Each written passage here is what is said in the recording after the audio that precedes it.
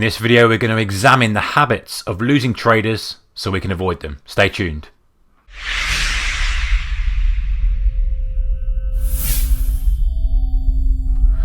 Hey traders, a very warm welcome to you. So in this video, our video series, we'll see how we get on with time. I'm going to look very deeply into the reason that most traders lose money.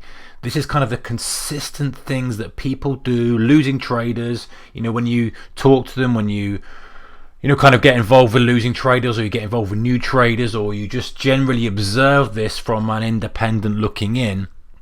What are these guys all doing? What are they all doing? What are they all doing wrong? So we can avoid them, and then let's flip on its head and let's look at what the best traders in the world are doing, or even the guys who are kind of just making a living.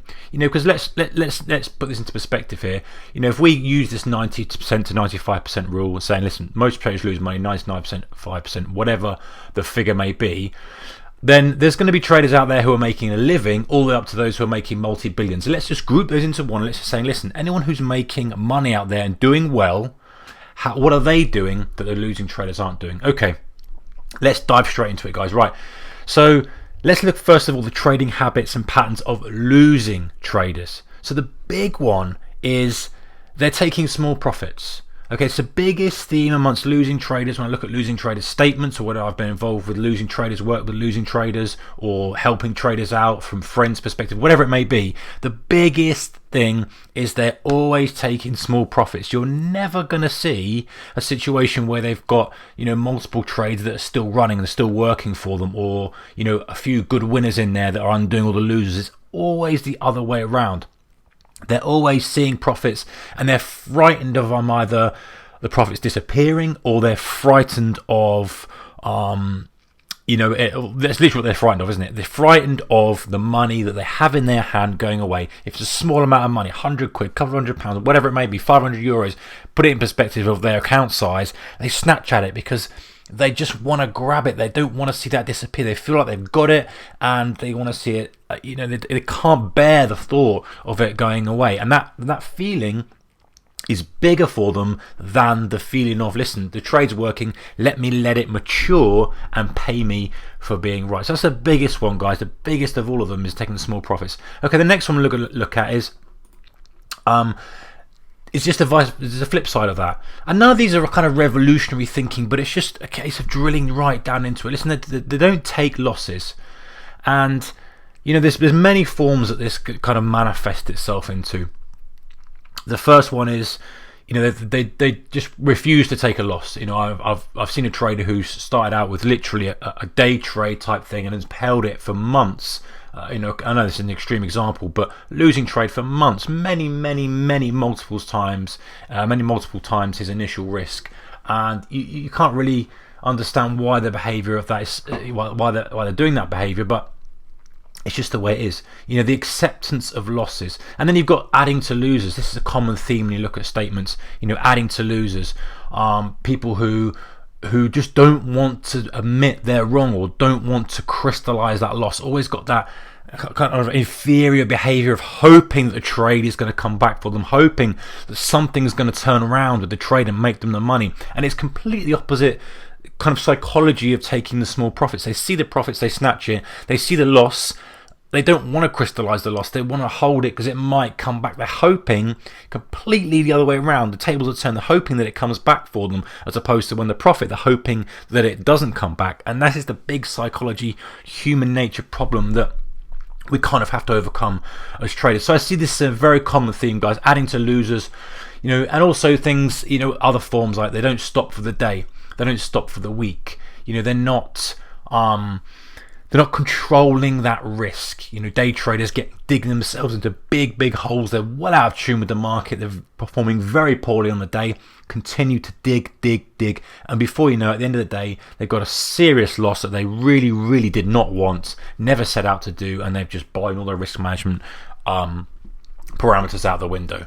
So two big things there, and these are some of the biggest ones, and if you can nail these down, or you can work on these, then it's a very good start. Okay, the next thing we'll look at is no real definable strategy. In other words, if I come up to a losing trader and I say, right, let's turn the screens off, describe to me in a few sentences or one short paragraph what your strategy is. Very rarely can they do that. Very, very rarely. They don't have that concise structure of what they're doing. They don't say, listen, I'm looking to buy this momentum position, or I'm looking to fade this, or whatever it may be, whatever the strategy is. I'm looking for a mean reversion strategy, and blah, blah, blah. They don't have it. They kind of shoot from the hip. They're moving from one thing to the next. I think it's going up. That's not a strategy. It's a guess. That's what the problem is. It's going to really reinforce that bad behavior. So, not having that definable strategy, again, a recurring theme. Not truly accepting the risk, snatching profits and using very tight stops. And this is during the really heavy risk phase of the trade. And what I mean by that is literally, listen, they're not really accepting the risk of the trade. They want to get in and go long and look for an explosive move over the next few days.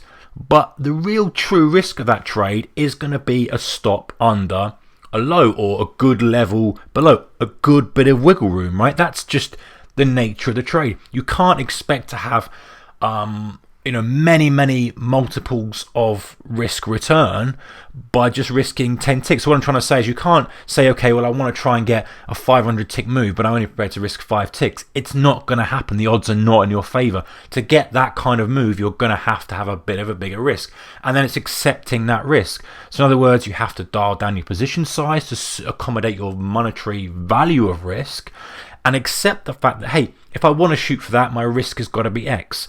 Okay, there are some strategies and some setups where you can tighten that up, and that's fine. And if there's certain ones out there that work very well and very decent multiples of your risk, but not truly accepting the risk on the trade and saying, listen, I can use a tight stop with this, and getting stopped out and getting stopped out and getting stopped out, and wondering why there's no success on there. It's saying, you've got to be able to accept the risk on the trade, and truly accepting how much risk you're going to have to take to get the reward that you want. And the other thing I've got is which is again another common theme, is not fully committing to trading. There's bursts. They come in.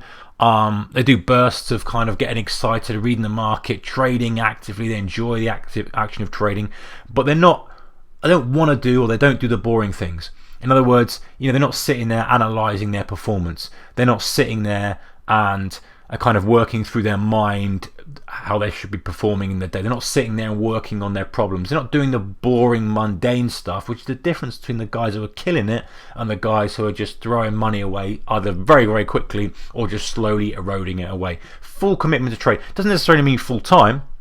Don't get me wrong, it doesn't mean that you have to trade from 8 o'clock in the morning till 10 o'clock at night. It means that you're literally doing all the things. So even if you have a couple of hours a day to commit to trading, it's fully committing to every aspect of it, not just the fun part of placing the trade and enjoying the aspect of trading. The majority of it should be working on yourself, improving strategy development, all that kind of stuff. This is another big thing as well. They need to not be wrong. So in other words, there's such a desire that, hey, I'm on a losing trade. If I can just get out of break even, if I can just kind of get to break even, I'll feel better about it. It doesn't matter. What's the difference between a small loss and break even? It is really, really irrelevant. It's just the kind of stamp that goes on. It's like, oh, I wasn't wrong. I wasn't wrong. You see, I got out of break even. And you can see this. People are losing trades. They're hoping. Goes against them, comes back. Oh, I just get out of break even. If I can just get out, I've added to this. If I can just get out of break even, it kind of becomes their goal and their driver in their mind. And and it just doesn't work like that. The market doesn't rotate around your entry or your average entry. It really, really doesn't.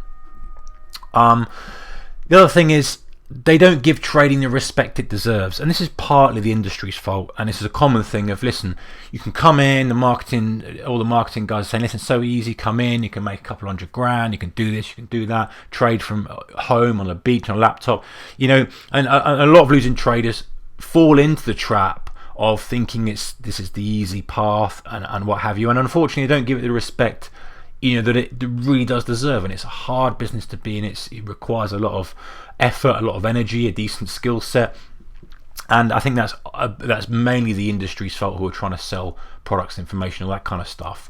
And this is a kind of a common theme that runs through as well. The other thing, guys, running through these last few, expecting to compete against the best in the world and win. Listen, we're up against the biggest guys ever. We're up against Goldman Sachs, Merrill Lynch's, all the big banks, all the best traders, the best minds, the best quants, PhD guys, really clever guys, really great traders as well, not just from a clever perspective, but great traders. And, we're competing against the best in the world, and we're expecting to win that. You have to have a really definable edge and understand where you come into that ecosphere of traders. If you think you're going to step in to the highest level game in the world and win, it's not going to happen. It's like a poker table, stepping literally straight up into the biggest, highest stakes poker and expecting to walk away with the first prize. Unfortunately with trading, unlike poker, we can't kind of start at the small tables and getting ourselves prepared. We have to play at the biggest level straight away, which is the market. So expecting that and understanding that, hey, we've got to have an edge here. Let's iron out our edge. Let's understand where we sit and how we can make, how we can carve out some kind of profit from the market.